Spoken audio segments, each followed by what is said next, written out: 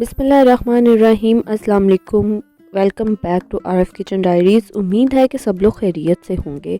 आज हम बनाने जा रहे हैं रमज़ान के हवाले से एक बहुत ही स्पेशल रेसिपी जो कि है पेरी पेरी बाइट्स, जो कि बहुत ही मज़े की बनती हैं। आप इसको टी टाइम पे भी बनाकर इंजॉय कर सकते हैं।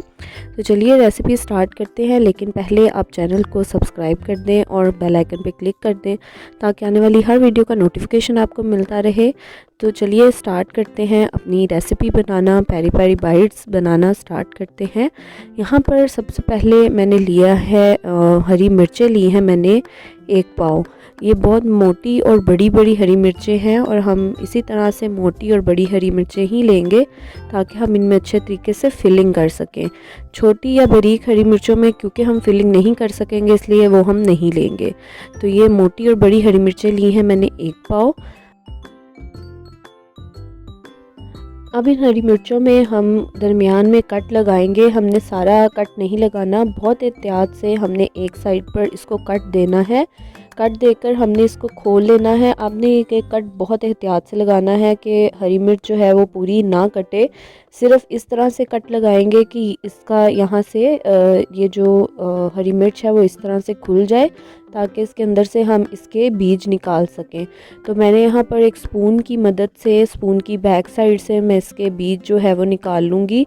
अगर आपको हाथ के साथ आसानी हो निकालने में तो आप हाथ से भी निकाल सकते हैं, लेकिन हरी मिर्चें क्योंकि अक्सर हाथ पे लग जाती हैं और जलन करती हैं तो इसलिए आप स्पून का इस्तेमाल भी कर सकते हैं। और अगर आपको हरी मिर्चों से ज़्यादा एलर्जी है तो आप ग्लव्स भी पहन सकते हैं।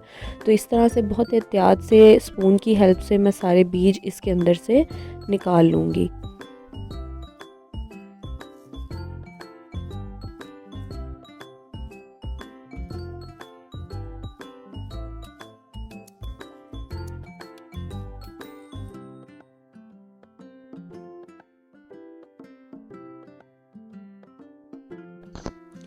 तो ये आप देख सकते हैं कि सारे बीज मैंने इसके अंदर से निकाल दिए हैं। इसी तरह से मैं बाकी की जो हरी मिर्चें हैं इन सब के बीज भी इसी तरह से मैं निकाल लूँगी। तो हम बहुत एहतियात से ये बीज निकालेंगे। बीज निकालते वक्त भी हम ख्याल रखेंगे कि हरी मिर्च जो है वो साइडों से ना टूटे और अच्छे तरीके से इसके बीज जो हैं वो निकल जाएं। तो इसी तरह से सारी की सारी हरी मिर्चों के भी हम बीज निकाल लेंगे।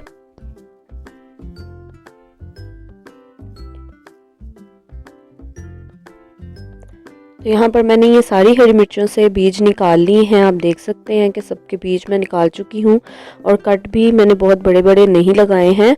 अब मैं इन हरी मिर्चों को एक बड़े बाउल में शिफ्ट कर रही हूँ और ताकि इनको मैं सिरके में अच्छे तरीके से भिगो सकूँ।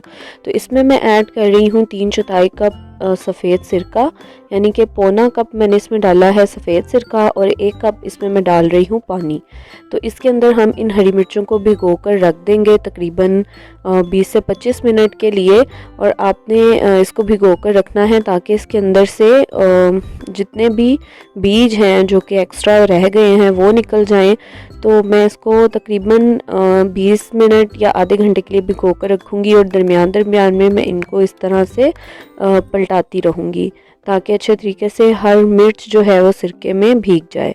तो तकरीबन आधे घंटे के बाद, आधा घंटा मैंने मिर्चों को भिगोया है और उसके बाद आप देख सकते हैं कि जितने भी एक्स्ट्रा बीज थे मिर्चों में वो भी सारे निकल गए हैं।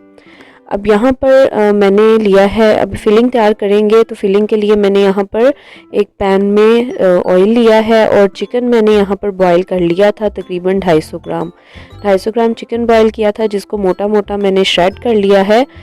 इसमें मैं ऐड कर रही हूँ नमक हस्बे ज़ायका, half teaspoon garlic powder, half teaspoon ginger powder, half teaspoon मैंने ऐड किया है red chilli powder, 1 teaspoon add करूँगी tikka masala, half teaspoon काली मिर्च का पाउडर और हाफ़ टी स्पून ही पेपरिका पाउडर। अगर पेपरिका पाउडर आपके पास ना हो तो आप लाल मिर्च का पाउडर 1 टीस्पून कर सकते हैं। इसके अलावा अगर आपके पास जिंजर गार्लिक पाउडर नहीं है तो आप half teaspoon ginger garlic paste भी डाल सकते हैं। तिक्का मसाला मैंने घर का यूज़ किया है जिसकी रेसिपी मैं बहुत जल्द आपके साथ शेयर करूंगी। तो मसाला डालकर मैंने मिक्स किया है और साथ ही 2 टेबलस्पून पानी मैंने ऐड किया है ताकि जो मसाला है वो अच्छे तरीके से इसमें मिक्स हो जाए। तो इस तरह से बस हम मसाला मिक्स करेंगे हमारे चिकन में और फ्लेम ऑफ कर देंगे क्योंकि चिकन ऑलरेडी पका हुआ है तो इसको बहुत ज़्यादा हम नहीं पकाएंगे। अब यहाँ पर ये जो मिर्चें मैंने सिरके में भिगोई थी उनको मैंने स्ट्रेन करके रखा हुआ है। यहाँ पर है मेरे पास चीज़ मैंने लिया है जिसके मैंने लंबी लंबी पीसेस कट कर लिए हैं। अगर आपके पास स्लाइस चीज़ हो तो आप वो भी यूज़ कर सकते हैं या श्रेडेड चीज़ भी यूज़ कर सकते हैं। और ये चिकन है जो कि हमने अभी तैयार किया है।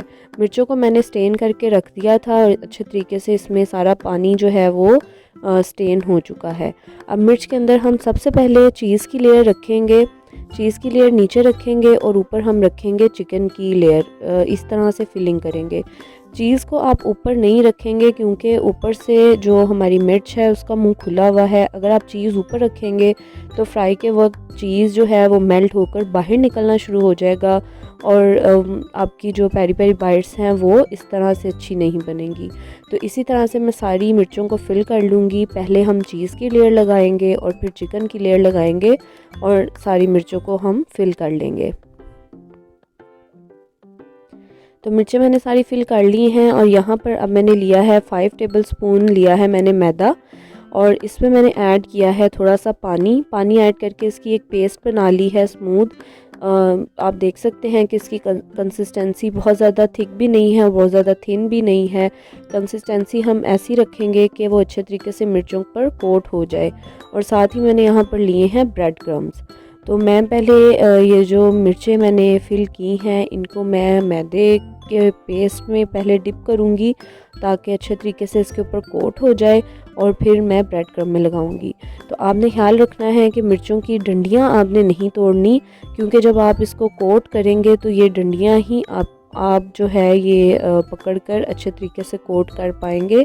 अगर आपने इसकी डंडी तोड़ दी पहले ही तो फिर आप कोटिंग करते वक्त आपको बहुत मसला होगा और मिर्च जो है वो आप अच्छे तरीके से फिल भी नहीं कर पाएंगे।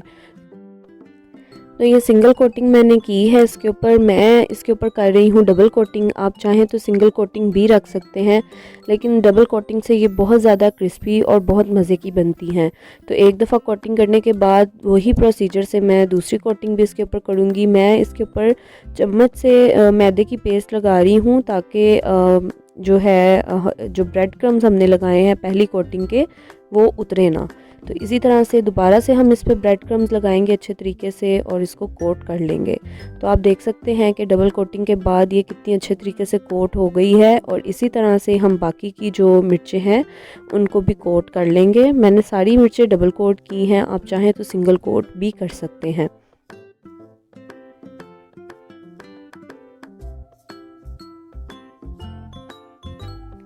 तो इस तरह से सारी मिर्चों को मैंने कोट कर लिया है और इसको मैं रखूँगी तकरीबन 10 से 15 मिनट के लिए फ्रिज में ताकि इसकी जो कोटिंग है वो अच्छे तरीके से सेट हो जाए और फिर हम इसको फ्राई करेंगे। तो यहाँ पर आप देख सकते हैं कि कितने अच्छे तरीके से सारी मिर्चें जो हैं वो कोट हुई हैं और इसकी कोटिंग भी कितनी कमाल की लग रही है। तो आप अगर डंडियाँ तोड़ देंगे इनकी तो आपको बड़ा मसला होगा कोटिंग करने में भी, फ्राई करने में भी। और वैसे भी पेरी पेरी बाइट्स मिर्चों की डंडियों के साथ ही बहुत अच्छी लगती हैं देखने में भी। तो अब मैंने इनको फ्राई करना शुरू किया है। मीडियम फ्लेम पर हम ऑयल को गर्म करेंगे और इनको हम मीडियम फ्लेम पर ही फ्राई करेंगे। आपने बहुत तेज़ आंच पर भी इसको फ्राई नहीं करना और बहुत स्लो आंच पर भी इसको फ्राई नहीं करना। तो मीडियम आंच पर इसको हम फ्राई करेंगे और जैसे ही एक साइड से कलर आ जाएगा तो इसको हम दूसरी साइड पे टर्न कर देंगे।